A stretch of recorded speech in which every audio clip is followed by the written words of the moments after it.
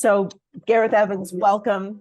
Thank you for joining for Payments as a Lifeline, our little fireside chats that help to highlight the advances in delivering funds to those in need, disaster humanitarian aid benefits. We met through our friends at Pin4, who are very active members of Payments as a Lifeline, and they insisted that we connect. So I'd like you to share a little bit about yourself and Cash Perks and Pin4, and then we've got just a couple of questions to learn a little bit more. Yeah, hi. So thank you for having me on and speaking to us. So I'm Gareth. I'm the founder of Cash Perks, and my background's all around financial inclusion and poverty. I've been doing that for the last 20 years. I was doing a piece of work about 4 or 5 years ago, all about setting up an emergency food and fuel scheme as a social landlord here in the UK. It was there that I just realised how important getting emergency cash payments to people in poverty and in hardship was. I just then also realised the limited options to actually do that, the practical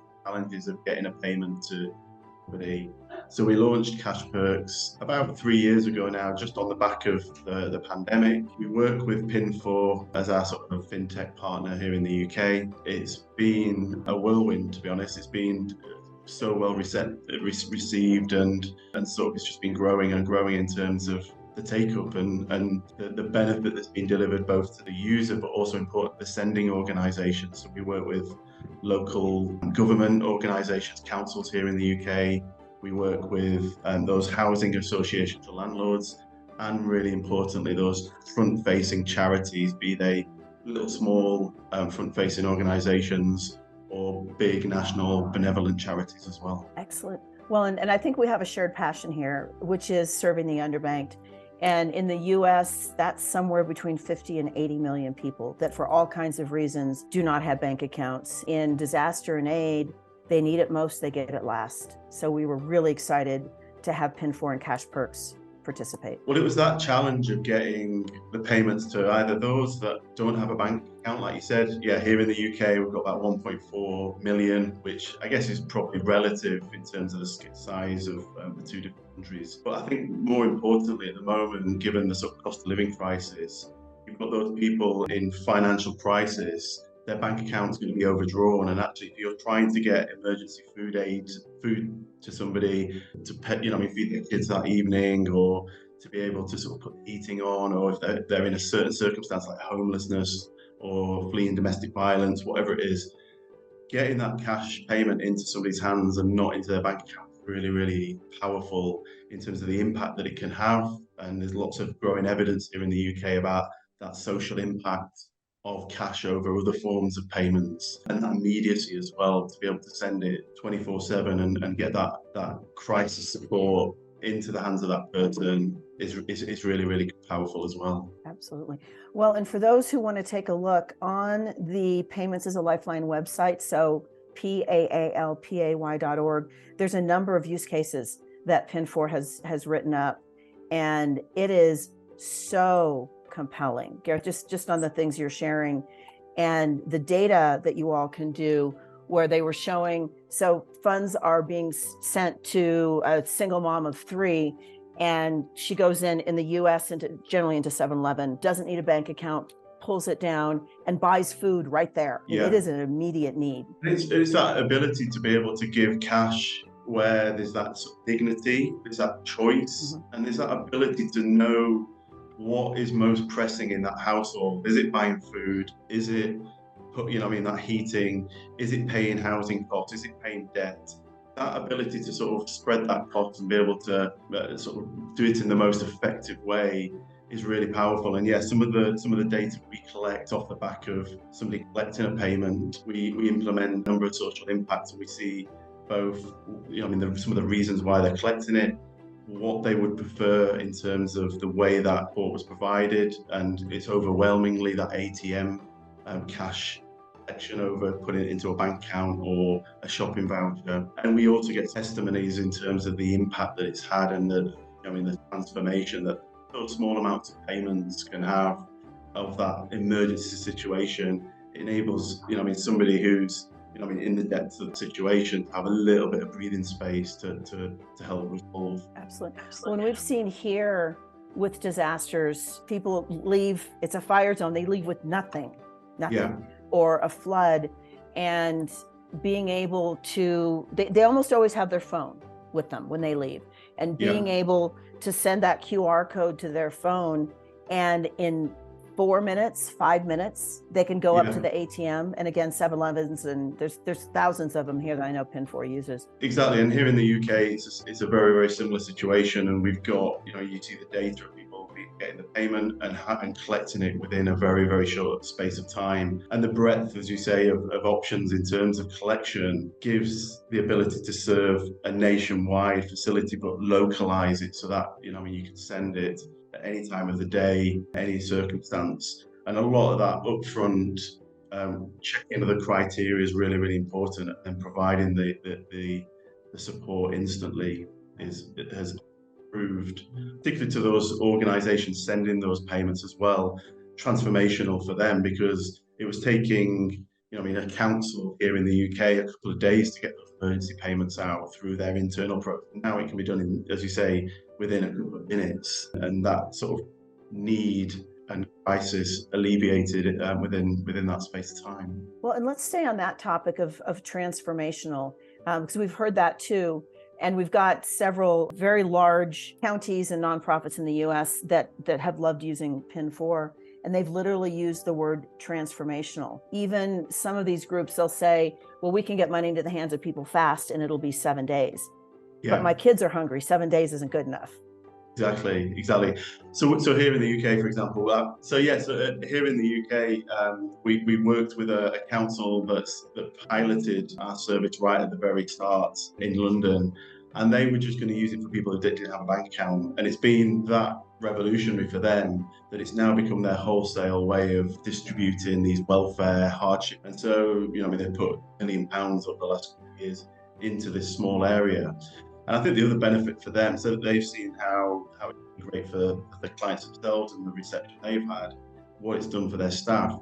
But the other benefit that they've relayed to us is that investment in the local economy. So some of these deprived communities, putting cash into that community is actually having that sort of cyclic effect where it's been spent in local shops, and then that money's then being spent again by the business owners. So it's had a sort of economic as well as a social benefit here.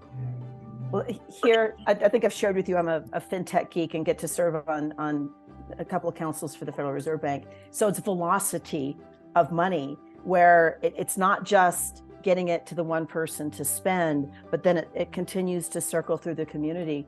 And from a recovery standpoint, is so much more impactful and faster than buying things online. Yeah, no, exactly. And here in the UK, I think because of the challenge of getting those payments out, I think organisations used to default to sort of shopping vouchers and the like. And I think what we've been seeing here in the UK, at least, is there's a growing evidence base, as I said, from and a real lobby amongst the big food poverty charities to really put this cash first approach into practice. So we've been really amazed and being really so proud of the part we've been playing using the technology. And yeah, we've loved working with Pin4 over the last 3 years. Let's talk about Pin4 for a minute, because they are your partner in the US. How did you meet, and how are you seeing the learnings you already proved out in the UK proving out in the US? So off the back of my interest in trying to find a solution to this challenge of getting payments to people, I just started looking at the inquisitiveness, started looking around, and just came across Pin4 doing the disaster relief work in the US, just linked up with Jim, and then we sort of put in place some of the requirements in the UK, the link with the ATM providers here and a couple of the issuing banks. And so it was quite, it was quite difficult to begin with. And then the pandemic came, ATM usage went through the floor, and actually that was a stimulus for everybody to say, right, this is a valued proposition. Let's get this in place. And off the back of that, it was very, very quick. And yeah, it's just been a really, really interesting time. We've about 35 organisations now working with us. It's been a really, really interesting time. I love it. What is Well, happening in the office where I am? It's we can not still some see kind you. of disaster relief. It's London, England. Well, I'd love to continue the conversation because with Payments as a Lifeline, we're really blessed that there's a lot of eyeballs on the website, on these kinds of videos and podcasts. And it started out US based, and then when Ukraine hit, went international. And Yeah. so much of this is education for all of us on how do you get the funds into the hands of the right person, the right time for the right purpose, and out of the hands of the fraudsters. Yeah, exactly. And I think that challenge is something that, we grapple with here. And I think what we've looked at is that sort of partly it's about that upfront assessment of the person's need and their sort of eligibility in a way to make sure that's done up front. And then I guess the payment side of things, it's just balancing that risk of misuse versus the social impact gain that you can get from delivering cash.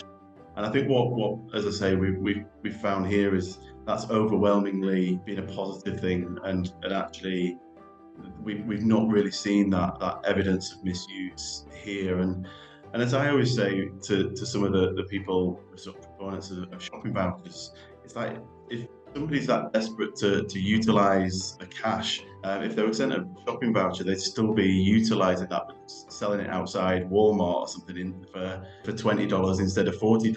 So I think you're never going to design out the risk of fraud, but I think what we've tried to do is balance that, and actually I think overall it's been a positive aspect. Well, and to that exact point, the technology that you're using to make sure that that QR goes only to me, because I'm supposed to have it and that person is not, it greatly reduces versus old systems. Yeah, so we sort of split some of the credentials that are needed at the ATM. So, when the text message goes to yourself, it would contain a code, but then the sender, the charity or the local government organisation would also give you a separate code. So it sort of minimises that chance of the wrong person getting the funds.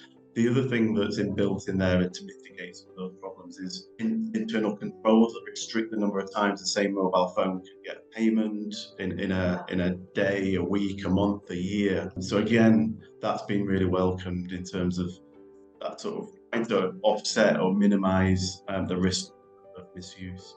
Absolutely. So any closing comment, any tagline, anything you want our listeners to remember? I just think it's just really important to have that variety of options when we're trying to solve some of these welfare, poverty issues and/or disaster relief. And I think the power of cash is, for me personally, I think it's an overwhelmingly important way of supporting people in those financial crises. So it's been great to talk to you and tell you the experience we've had here in the UK, and hopefully it's given some insight and some food for thought over there in the US.